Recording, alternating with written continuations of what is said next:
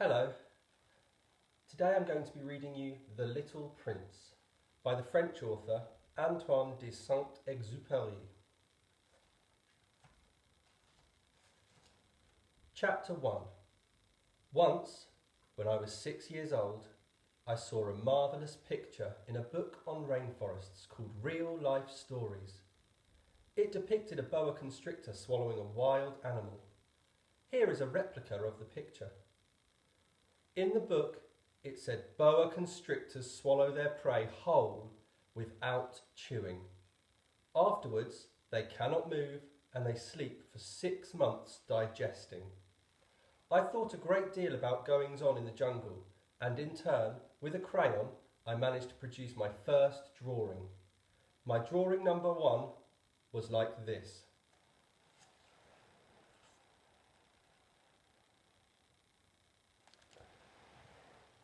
I showed my masterpiece to the grown-ups and asked them if my drawing frightens them.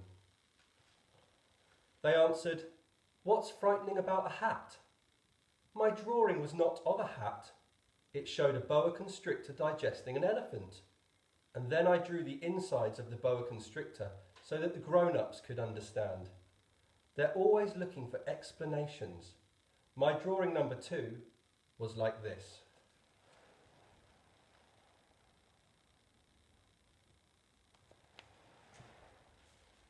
The grown-ups advised me to set drawings of open or closed boa constrictors aside and to concentrate instead on geography, history, mathematics and grammar.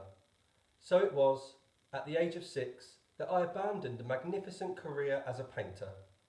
I'd been discouraged by the failure of my drawing number 1 and my drawing number 2. Grown-ups never understand anything on their own, and it's tiring for children to be forever and ever explaining. Having to choose another profession, I learnt to fly planes. I flew a little all over the world, and it's true that geography served me well. At a glance, I could distinguish China from Arizona. That's very useful if you get lost in the night. And so, in the course of my life, I've had lots of encounters with lots of serious people. I have lived a great deal among grown-ups. I've seen them close up. It hasn't done much to improve my opinion. Whenever I met one who seemed faintly perceptive, I subjected them to the experiment with my drawing number 1, which I've always kept. I wanted to know if they could really understand, but they always answered, "It's a hat." So I would tell them nothing about boa constrictors, or rainforests, or the stars. I put myself at their level. I spoke to them about bridge, golf, politics and neckties, and the grown-up was very pleased to know such a reasonable man. Chapter 2. And so I lived alone, with no one really to talk to, until a breakdown in the Saharan desert 6 years ago. Something had failed in my engine. As I had neither passengers nor a mechanic, I was getting ready to attempt all on my own some difficult repairs. It was a matter of life or death. I had scarcely enough drinking water to last 8 days. That first night I went to sleep on the sand 1,000 miles from any human dwelling. I was much more alone than a person shipwrecked on a raft in the middle of the ocean, so you can imagine my surprise when at sunrise a strange little voice woke me.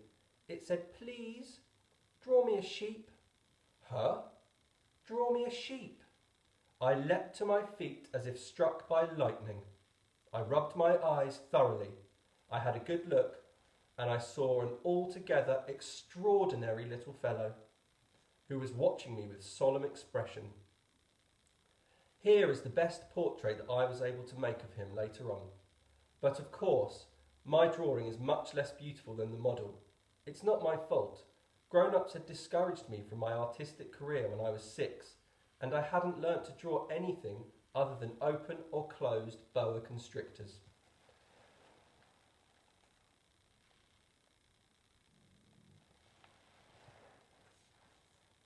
So I was watching this apparition with wide, astonished eyes.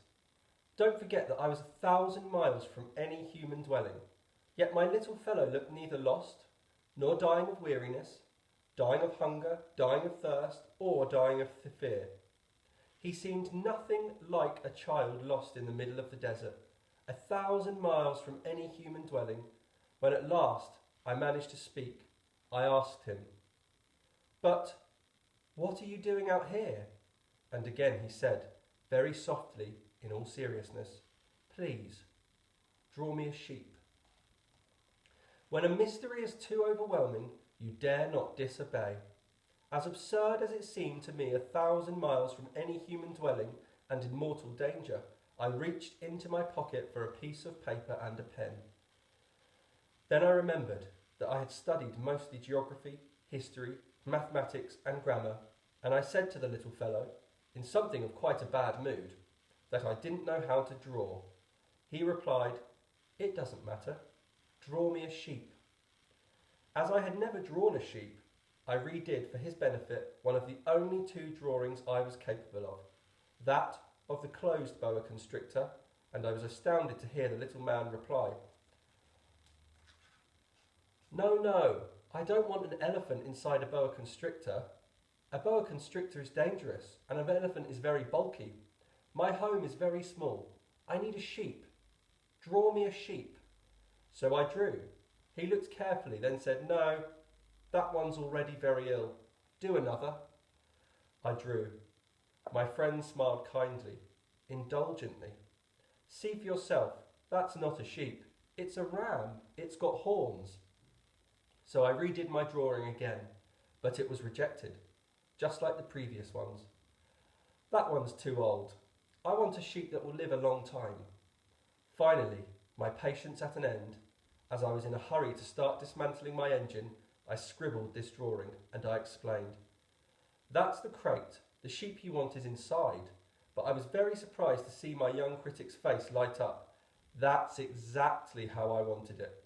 Do you think this sheep needs a lot of grass?" "Why? Because my place is very small." Those are the pictures there. And there's the one at the bottom in the crate. "I'm sure it'll be enough. I've given you a very small sheep." He bent his head over the drawing. "Not that small. Look, it's fallen asleep." And so it was that I made the acquaintance of the little prince.